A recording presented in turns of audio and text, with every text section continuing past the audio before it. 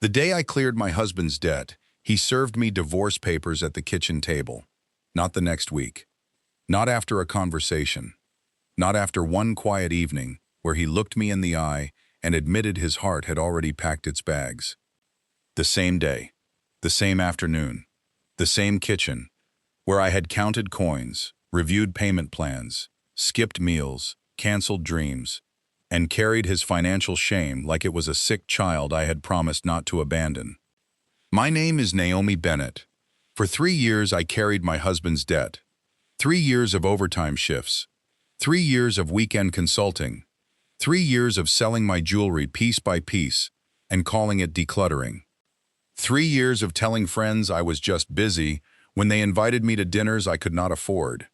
3 years of pretending I liked cooking beans 4 different ways because every dollar needed direction. 3 years of protecting Adrian Cole's name while my own life became smaller around his mistakes. And when the final payment cleared, when the last ugly balance turned to zero, when I printed the confirmation page and placed it on the kitchen table like a victory certificate, my husband came home with a brown envelope in his hand. I thought he had brought flowers. That is how foolish hope can be when it has survived on little crumbs.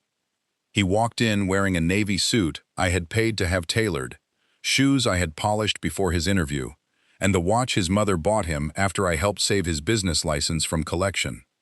His face looked calm. Too calm. Not relieved. Not grateful. Not proud. Calm in the way a man looks when he has rehearsed hurting you and decided your reaction is the only messy part. I was standing by the stove, stirring stew. The kitchen smelled like tomatoes, onions, thyme, and the small celebration I had planned in my heart.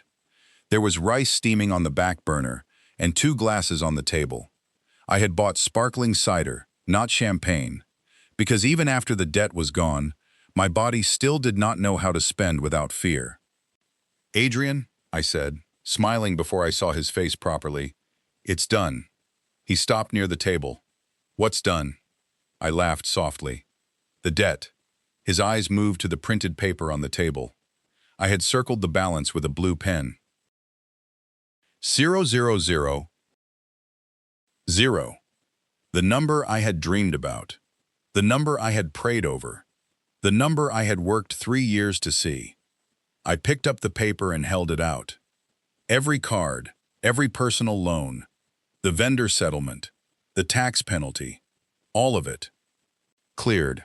For 1 second, something passed over his face. Not joy, not shame, almost irritation, like I had arrived too early to a place he wanted me to miss. Then he forced a small smile. "That's good." "That's good." I stared at him. "Good?" He placed the brown envelope on the table. My smile began to fade. "What is that?"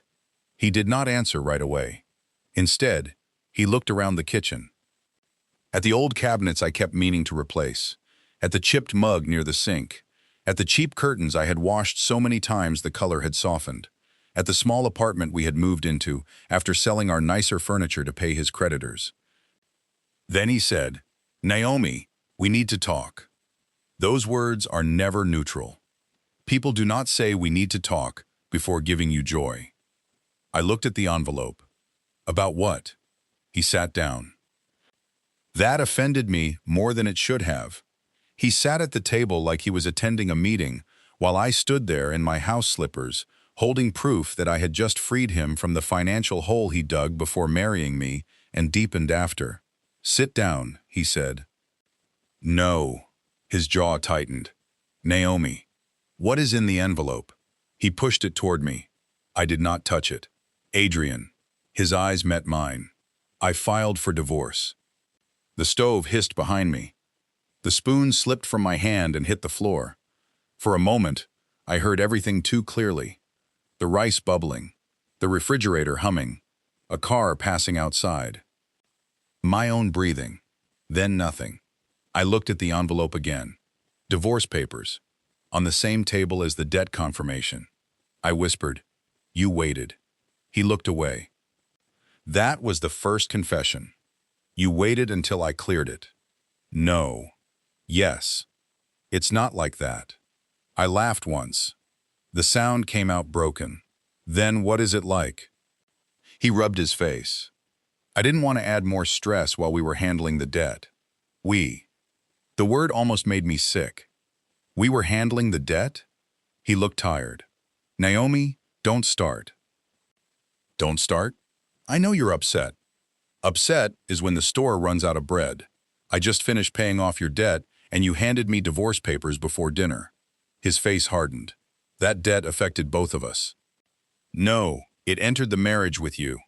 You knew I had financial problems. I knew you had some credit card balances and a business setback. I did not know you had hidden loans, unpaid taxes, vendor judgments, and collectors calling from 3 different states. He stood. I made mistakes, and I paid them. His eyes flashed. You always have to make yourself the hero. I stared at him. No, Adrian. I made myself the worker. You made yourself the burden.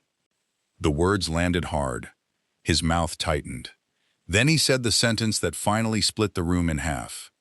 I can't stay married to someone who keeps score. I looked at the zero balance paper in my hand.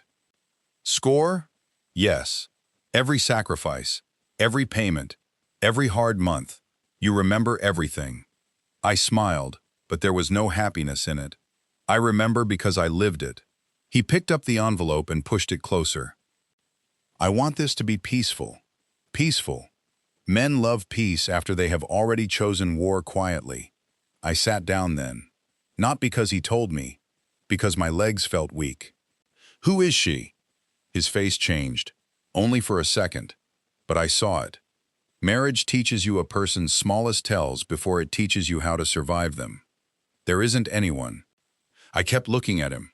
He looked away. There she was, a silence in heels. Who is she? I asked again. He exhaled sharply. This is not about another woman. That is what men say when it is exactly about another woman but also about their character.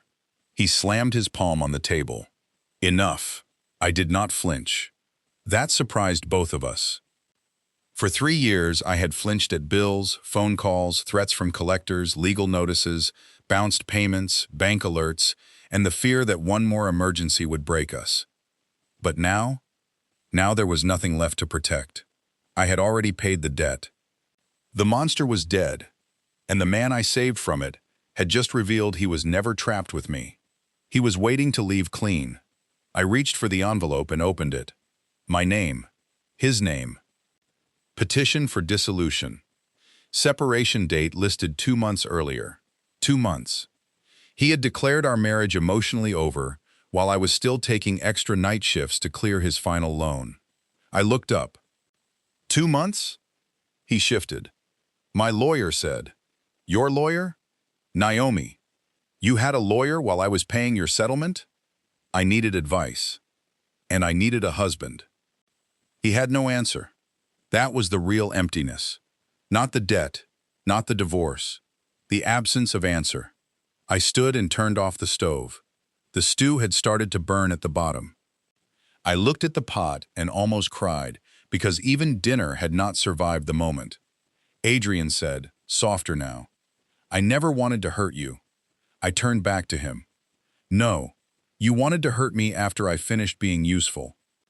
His eyes filled with anger, or shame, or both. You don't understand what it felt like to be married to someone who made me feel small. I laughed quietly. Adrian, your debt made you feel small. My labor made you survive it. He looked toward the door. I'm going to stay at my mother's tonight. Of course. Patricia Cole, the woman who told me for 3 years that a wife protects her husband's pride, then probably helped him find a lawyer when his pride no longer needed my paycheck. He picked up his keys. I said, leave the watch. He froze. What? The watch. Your mother bought it after I paid off your licensing penalty. You can keep it, but leave my house key. His face reddened. This is still my home until... No, I said. This is the apartment I kept afloat after your wages were garnished and your accounts were frozen. You can discuss occupancy with your lawyer. Tonight, leave the key. He stared at me. For a second, I thought he would argue. Then he removed the key from his ring and dropped it on the table. The sound was small, final. He walked out. No goodbye, no apology, no look back.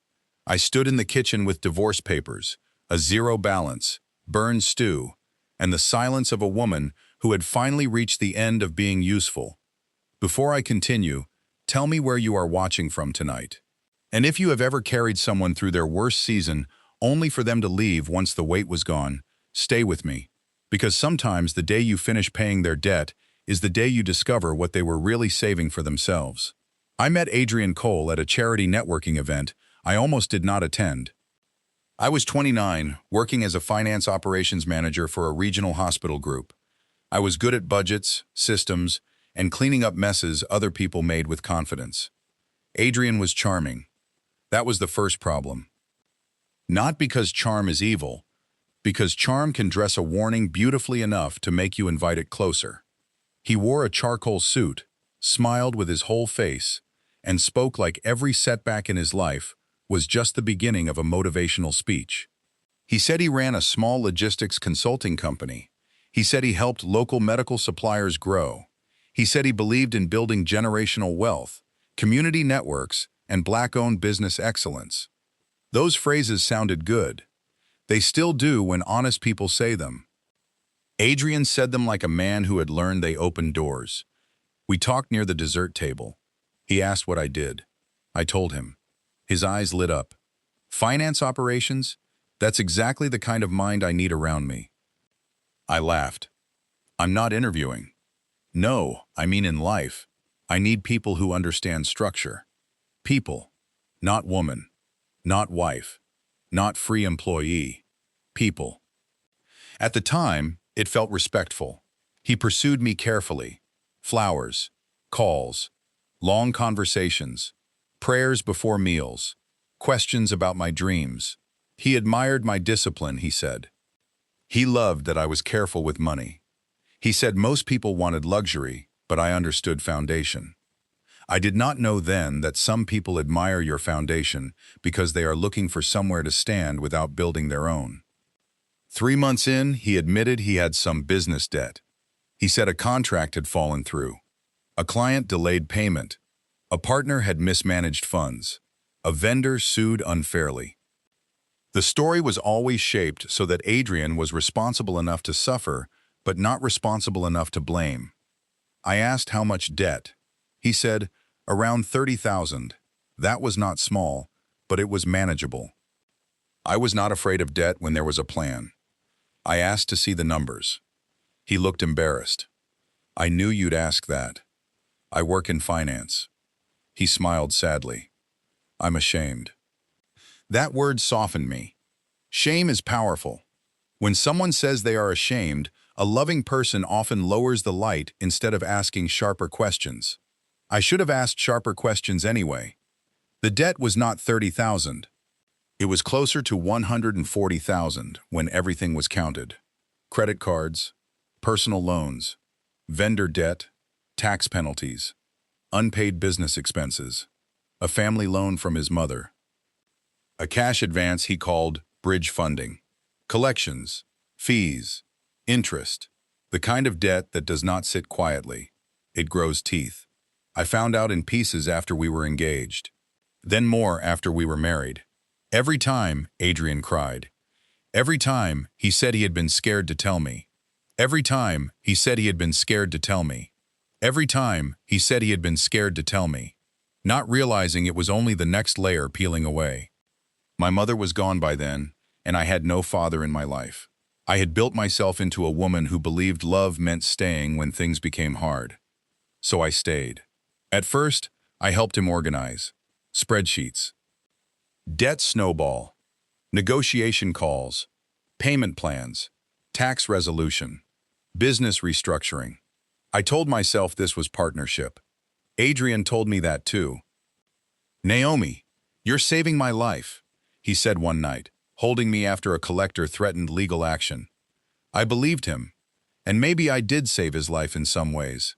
But saving someone is not the same as being loved by them. That is a lesson women often learn after the rescue. The first year of marriage was not all bad, That is what makes stories like this hard. If he had been cruel every day, maybe I would have left sooner. But Adrian could be tender. He made me tea when I worked late. He rubbed my feet. He told me I was brilliant. He kissed my forehead in the grocery store. He cried when I paid off the first major credit card. "We're going to make it," he said. We. That word was sweet then. We cut everything. No vacations. No restaurants. No new clothes unless necessary. No cable. No unnecessary subscriptions. I drove my old car until the engine sounded like it had developed opinions. We moved from a nice apartment to a smaller one to reduce rent. I picked up consulting work for small clinics on weekends. I sold 2 gold bangles my grandmother left me. That one hurt. Adrian said, "You don't have to." But he did not stop me. That is important. Sometimes people say, "You don't have to," while standing still and letting you do it. His mother, Patricia, praised me in public. "My daughter-in-law is a true wife," she told church women. "She stands by her husband." But in private, she reminded me not to make Adrian feel less than a man. "Debt can wound a man's spirit," she said once while I washed dishes after hosting her. "So can paying it," I replied. She looked offended. I apologized. I should not have. Patricia never fully liked me. She liked what I did for her son. That is different. She called me practical, dependable, strong, sensible. Words that sound like compliments until you realize nobody is asking if you are tired. By the second year, Adrian's business stabilized. Not dramatically, but enough. He got a new contract, then another. His income improved. The debt began falling faster. I thought this was when he would breathe and turn back toward me with gratitude. Instead, he turned outward. New clothes, networking events, gym membership, professional photos, branding consultant, a nicer phone. I objected. "We are still paying debt." He said, "I need to look successful to become successful." I said, "You need to finish cleaning up the mess." He said, "You don't understand business image." That hurt because I understood business better than he understood his own bank account. Then came Cassandra Vale. There is always a Cassandra in stories like this. Maybe not always a woman. Sometimes Cassandra is a job, a dream, a new circle, a lifestyle, a version of themselves that people want after someone else helped them survive the old one. This Cassandra was real. She was a marketing strategist who worked with entrepreneurs trying to look bigger than they were. She had smooth hair, sharp suits, and a voice that could flatter a man into signing things he had not read. Adrian said she was helping him rebrand. I asked how much she cost. He got defensive. "Everything isn't about cost, Naomi. That sounds like something expensive people say." He laughed, but not kindly. Cassandra started appearing at events. Then in his messages. Then in conversations. Cassandra thinks I should position myself as a thought leader. Cassandra says my story is powerful. Cassandra says I've outgrown survival mode. Survival mode. The mode I was still living in so he could feel free of it. By the 3rd year, the debt was nearly gone. I had become thin from stress, though people called it discipline. My friends barely saw me. My work performance was strong, but my joy had become quiet. Adrian became brighter. New circle, new confidence, new language. He started saying things like, "We need to evolve." I thought he meant our marriage. He meant himself. The final debt was a vendor settlement from his old business collapse. The original amount had grown through fees and legal pressure. I negotiated it down. I paid most of it from consulting savings and part of a bonus I had dreamed of using for myself. The night before the final payment, I told Adrian, "After this clears, we need to rebuild us." He looked at me. For a second, guilt crossed his face. Then he said, "Yes, we should talk." I thought that meant counseling. A trip, a reset, maybe finally buying curtains that did not look like a landlord's apology. I did not know he had already filed. The week after he served me papers, I learned more. Not from him, from a mistake. Adrian had left behind an old tablet synced to his email. I was not snooping at first. I was looking for a copy of a payment agreement we both needed for tax records. Then I saw the subject line. Apartment lease, move-in confirmation. His name. A luxury building downtown. Move-in date. 2 days after the final debt payment. 2 days. Then another email. Cassandra, furniture selection. My hands went cold. Then another. Divorce filing timeline. From his attorney. Timeline. He had planned it. He had waited for the final debt to clear because leaving before that would have exposed him to shared financial responsibility and complicated his new life. He wanted to walk away clean. Clean because I had scrubbed the mess. I called Vivian Hart. Vivian was a lawyer I knew through my hospital network. She had helped one of our clinics survive a vendor dispute and had a reputation for turning polite men into honest ones. She answered at 8 p.m. Naomi? I need a divorce lawyer. There was a pause. Then her voice softened. Are you safe? Yes. Do you have papers? Yes. Do you have financial records? I looked at the folders stacked beside my desk. Every payment, every transfer, every loan negotiation, every creditor letter, every settlement, every spreadsheet. Yes, Vivian said. Good. Bring everything, especially the things you think are too small to matter. The next morning, I sat in her office with a banker's box full of my marriage. She read quietly. Sometimes her eyebrow moved. Sometimes she wrote notes. At one point, she held up the divorce petition and the final debt confirmation side by side. He served you the same day? Yes. Vivian looked almost impressed. That is a special kind of shameless. I cried then. Not dramatically. Just enough. She slid tissues toward me. Naomi, I am going to say something you need to hear. You were not foolish for helping your husband, but he may have been strategic in how he accepted that help. That sentence entered me like cold water. Strategic, not helpless. Not ashamed. Strategic. Vivian explained that debts entering a marriage, payments made from marital or separate funds, financial misconduct, hidden assets, and timing could matter. We would need to analyze everything. I might not recover all I paid. Law does not always repay moral debt, but I could protect what remained, document his conduct, and challenge any attempt to leave me with less after carrying more. Do not speak to him alone, she said. He wants to come tomorrow for clothes. I will send terms. He'll say I'm being dramatic. Vivian smiled. Men often call boundaries dramatic because they prefer women's pain undocumented. I loved her immediately. Adrian's first reaction to my lawyer was anger. He texted.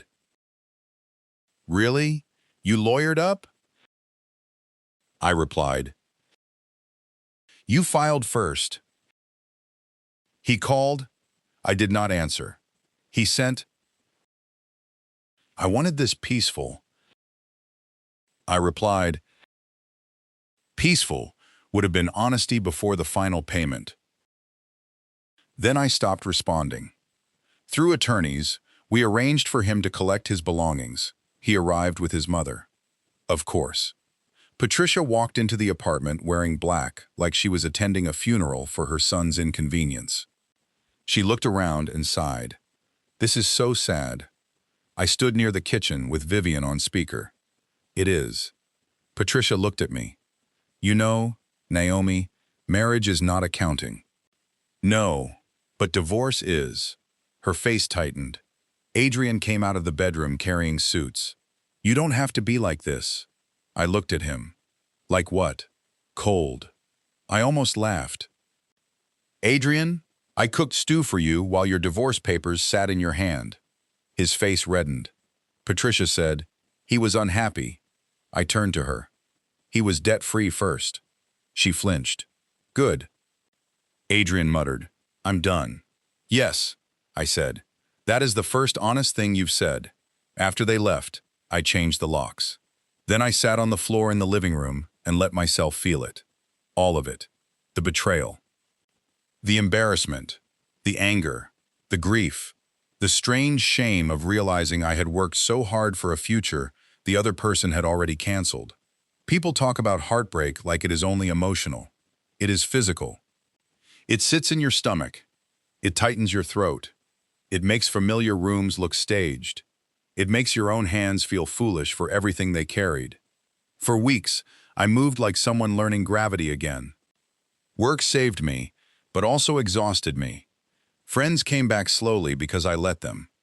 My best friend Grace brought groceries and said, "I wanted to help before, but you kept saying you were fine." I thought I had to be. "You don't." That made me cry into a bag of oranges. I began therapy. At first, I talked only about Adrian. Then slowly, the therapist asked about why I believed love meant overfunctioning.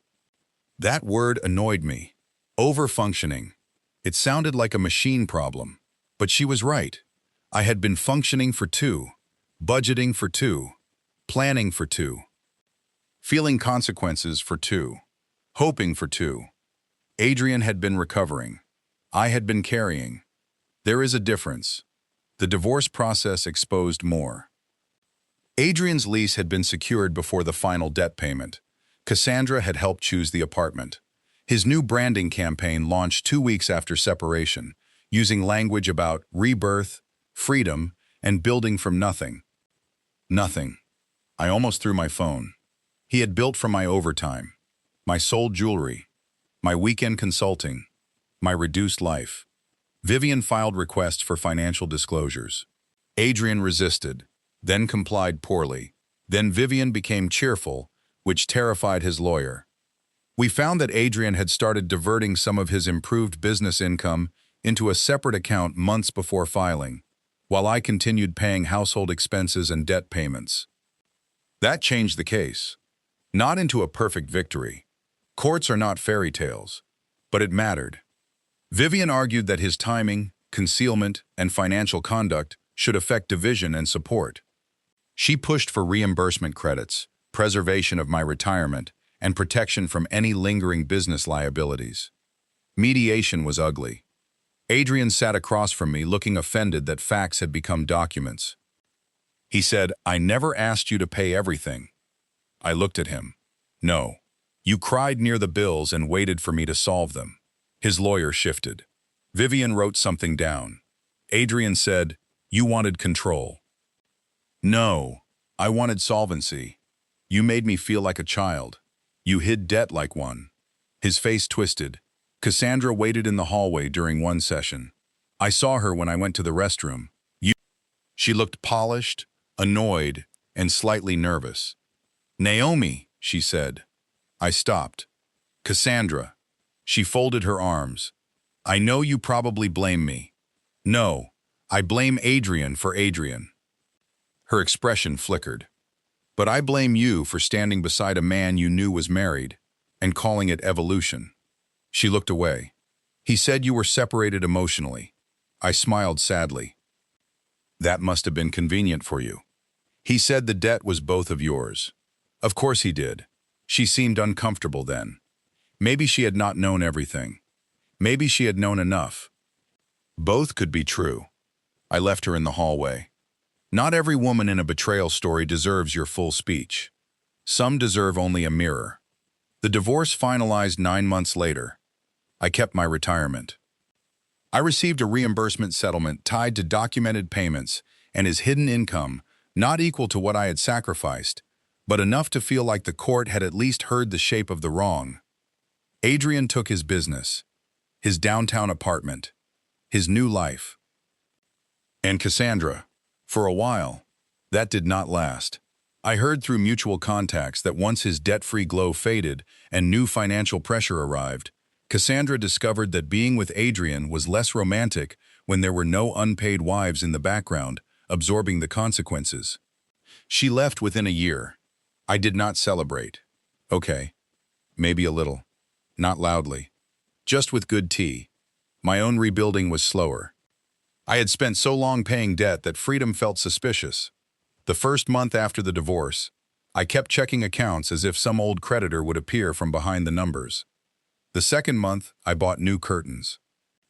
Real ones. Deep green. Soft, Beautiful. I stood on a chair hanging them and cried because the purchase was only $90 and still felt like rebellion. The third month, I replaced the gold bangles I had sold. Not the same ones. Nothing could replace my grandmother's exact pieces. But I bought a simple bracelet with a small inscription inside. Never again pay to be abandoned. I did not show anyone for months. It was for me. I changed jobs the following year, moving into independent financial operations consulting for small businesses and professional women. At first, it was just weekend work. Then demand grew. I realized many women were quietly doing what I had done. Paying partners' debts, covering bills, hiding financial chaos, protecting men's reputations, calling it love, calling it loyalty, calling it temporary. I began offering workshops, love, debt, and documentation. The first one had 8 women in a library meeting room. I brought coffee, printed worksheets, and a nervous heart. I told them, helping someone you love is not wrong, but help without truth, records, boundaries, and shared responsibility can become a trap. One woman cried before I reached slide 3. Another admitted she had paid her fiancé's business debt using credit cards in her name. Another said her husband called her controlling because she wanted to see the tax notices. We stayed 2 hours past the scheduled time.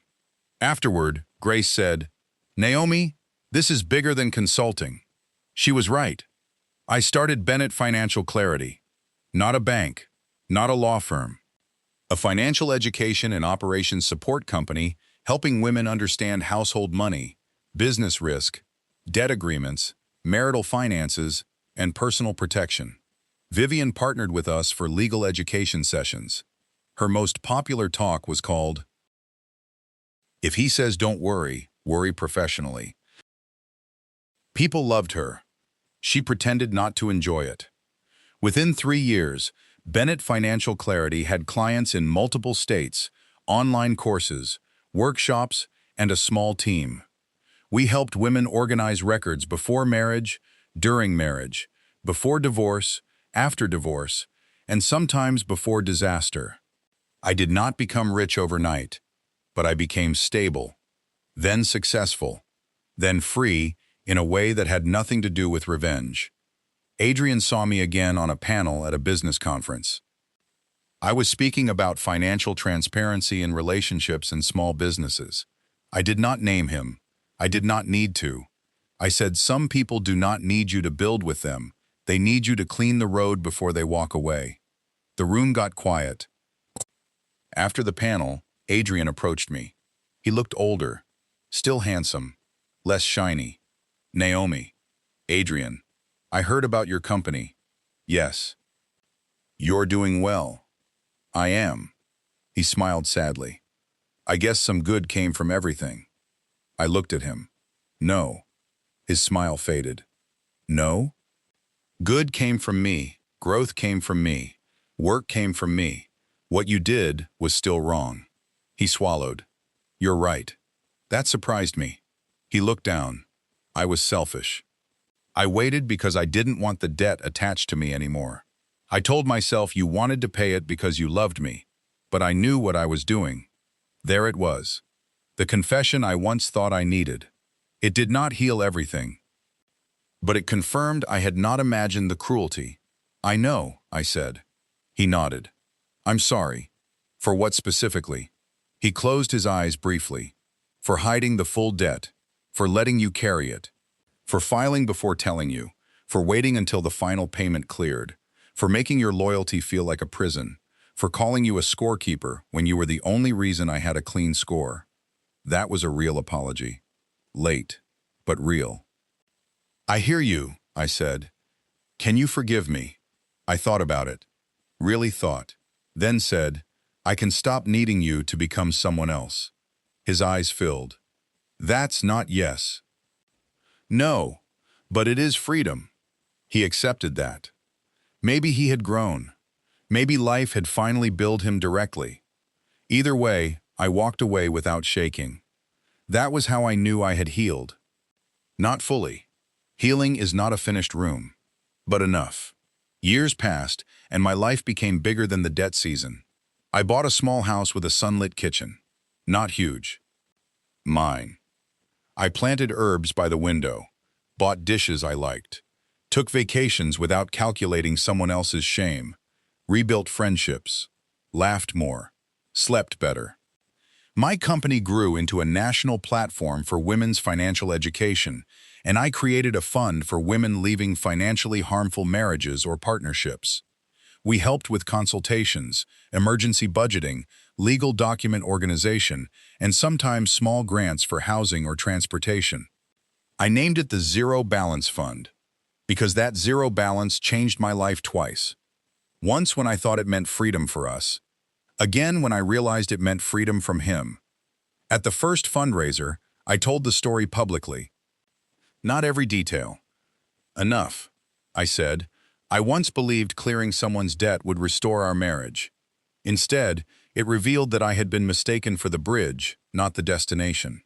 The room stood. Women cried. Some men cried too.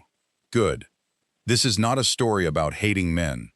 It is a story about refusing to confuse rescue with partnership. There are good men, honest men.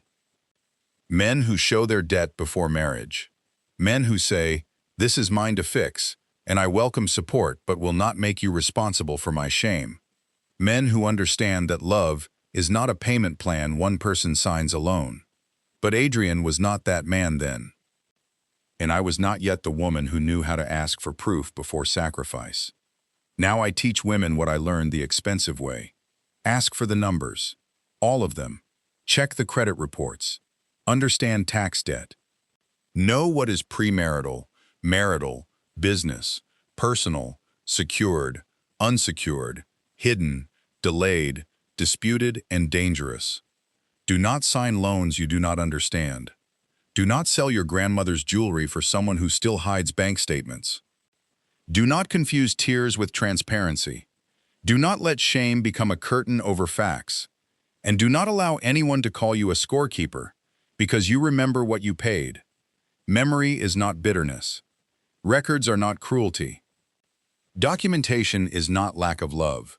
Sometimes documentation is the only thing standing between your sacrifice and someone else's lie. I carried my husband's debt for 3 years. The day I cleared it, he served me divorce papers. That sentence still sounds unbelievable sometimes, but it happened. And for a while, I thought it meant I had lost 3 years. I had not. I had gained a terrible education. I learned how debt behaves, how shame speaks, how love can be used, how silence protects the wrong person, how a woman can wake up inside a life she helped repair and realize she no longer belongs there. I learned that zero is not empty. Zero can be a doorway. Zero can mean the debt is gone. The illusion is gone. The marriage is gone. The excuse is gone. The fear is gone. And what remains is you. Tired, angry, free, ready. If you are listening and you are carrying someone else's debt, pain, dream, business, family pressure, secret, or shame, hear me clearly. Ask yourself one question. Are they carrying with you, or are they letting you carry them? There is a difference. Someone who carries with you tells the truth. They show the numbers. They make sacrifices too. They change behavior. They do not punish you for remembering. They do not upgrade their image while you shrink your life. They do not upgrade their image while you shrink your life. They do not upgrade their image while you shrink your life. They do not wait until you finish the hard part before leaving with clean hands. Love can help. Love can support. Love can stand beside someone in a storm. But love should not be used as a shovel to bury you under another person's consequences. Protect your name. Protect your accounts. Protect your documents. Protect your future. And protect the part of you that believes loyalty must always cost your peace. Today, I still keep the final debt confirmation in a folder. Not because I miss him. Not because I want the pain. Because that paper reminds me of the day I thought I had saved my marriage and accidentally saved myself. Beside it, I keep the first flyer from Bennett Financial Clarity. 8 women in a library room. Bad coffee. Cheap pens. A message I was scared to share. Now thousands of women have taken our courses. Hundreds have built debt plans with boundaries. Many have left unsafe financial situations. Some have stayed in relationships that became healthier because truth finally entered the budget. That matters. My pain became structure. My structure became protection. My protection became a door for other women. Adrian's debt did not destroy me. His betrayal did not define me. The divorce papers did not end my story. They ended my unpaid position in his. And when I signed the final divorce agreement, I did not feel like a discarded wife anymore. I felt like a woman whose last payment had finally cleared. My name is Naomi Bennett. I paid off the debt. He served the papers. I kept the receipts. Then I built a life no one could leave me owing.